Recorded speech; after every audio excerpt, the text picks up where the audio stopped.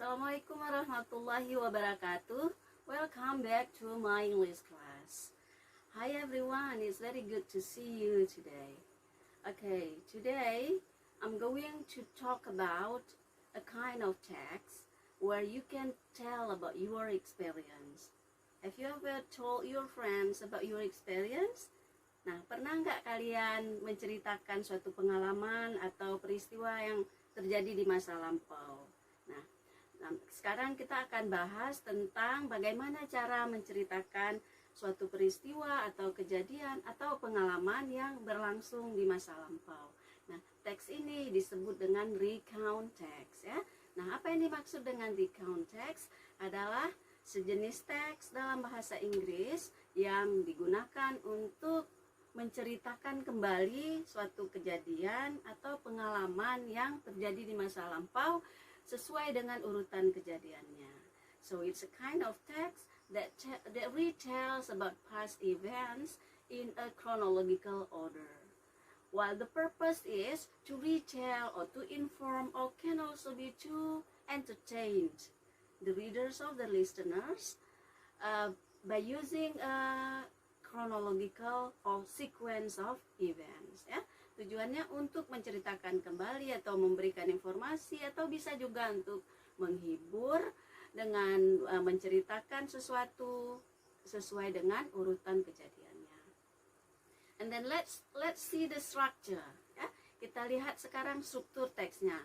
Nah, yang pertama ada orientation, and then the second is sequence of events, and then the third is optional. It can be there or it also cannot be there. Okay, is reorientation. Nah, jadi struktur teks recount ada 3. Yang pertama ada yang disebut orientation.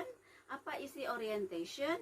Nah, isinya adalah menyebutkan siapa, who, yang terlibat di dalam kejadian tersebut, kemudian when, kapan terjadinya, dan satu lagi where, di mana terjadinya peristiwa atau pengalaman tersebut. And then sequence of events menyatakan beberapa peristiwa atau kejadian secara berurutan dari satu kejadian, kemudian kejadian berikutnya, terus apa, selanjutnya apa, sampai berakhir ceritanya. And then let's talk about the language features. There are some language features or grammatical rules that can be used in recount text ya. Ada beberapa unsur kebahasaan yang bisa digunakan dalam teks recounts. Nah, yang pertama, karena tadi ceritanya kejadian atau pengalaman itu terjadi di masa lampau, tentu harus menggunakan past tense ya, menggunakan kalimat dalam bentuk lampau. Bisa bentuk simple past, bisa juga bentuk past continuous misalnya, atau past perfect juga bisa. Kemudian contohnya apa? Misalnya I went to the beach with my classmates last week. Jadi went verb to itu menunjukkan salah satu ciri-ciri kalimat simple past. Atau yang past continuous yang mana? Misalnya while I was watching television, my sister was cooking rice. Ketika saya sedang nonton televisi, kakak saya sedang memasak nasi misalnya. Okay, and then the next language features is time connection. Nah, unsur kebahasaan selanjutnya yang biasa kita gunakan dalam bentuk text recount adalah time connection, yaitu apa? Kata-kata yang digunakan untuk menjelaskan atau menyatakan urutan suatu kejadian. Nah, yang berhubungan dengan waktu ya. Misalnya when, and then, now, next, after that, finally. Nah, itu menyatakan urutan kejadian dari satu kejadian ke kejadian berikutnya. And then of course it use noun ya. Tentunya banyak menggunakan noun. Apa itu noun? Kata benda. Misalnya house, car ya, holiday, apa misalnya lagi school ya. Nah, itu semua noun. Kemudian menggunakan noun phrase.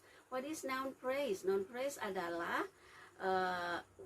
sekelompok kata yang fungsinya menjelaskan kata benda.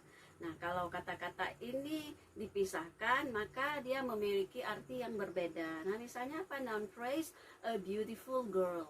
Artinya apa? Satu artinya seorang gadis yang cantik. Nah, kalau dipisah, beautiful artinya cantik saja, kemudian girl artinya anak gadis atau perempuan. Nah, noun phrase ini biasanya menggunakan adjektif untuk menjelaskan noun atau kata benda. Bisa lebih dari satu adjektifnya, tidak hanya satu ya. Misalnya apalagi a good boy misalnya, a big house ya. Nah, itu noun phrase. Kemudian menggunakan action verb. Apa action verb? Kata kerja yang berhubungan dengan pekerjaan ya, action, tindakan. Contohnya apa? Went ya, karena tadi bentuk past menggunakan verb to, drove, spend, send misalnya pakai verb to karena past. And then banyak menggunakan juga adverbs of manner ya, banyak menggunakan adverb of manner yang menjelaskan bagaimana cara sesuatu dilakukan. Misalnya slowly, we drove slowly, atau quickly ya, I walk quickly, she danced beautifully. Nah, atau she studied well. Well itu adverb of manner, quickly adverb of manner, slowly adverb of manner.